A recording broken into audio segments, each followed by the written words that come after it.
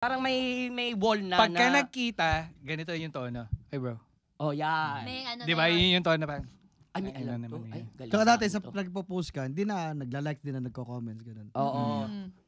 Kunyari ako, may kinakwento siya na ganyan.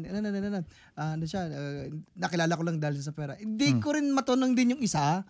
Baka sabihin, siguro nagsumbong sa'yo yung ano. Kaya nga, hindi mo na lang siya aaway. Kumbaga, ano na lang. Yung baho mo, alam niya. Yung baho niya, alam mo. So, wag na kayong magsumbong para walang maglaglagan. May mga cards kayo. Oo, yan. Hindi mo na lang siya kakampihan. Hindi mo siya kinakapap kasi mas malapit mo siya kaibigan, hindi mo na lang siya kakusapin din yung isa. Okay. Kasi nagkwento na sa iyo yung isa eh. So, iwas pusoy. Sa madaling salita, mga lalaki, pinakamaiksing paliwanagan, pinakamaiksing magkaintindihan tayo, doon tayo. No, doon tayo. Tama? Ang galing. Ang babae 4 hours nga, ganun. Yung tutubuhan ka ng kulaba sa tenga, hindi ka pa rin tumitigil, ganun. Tapos wala kaming nasosolve.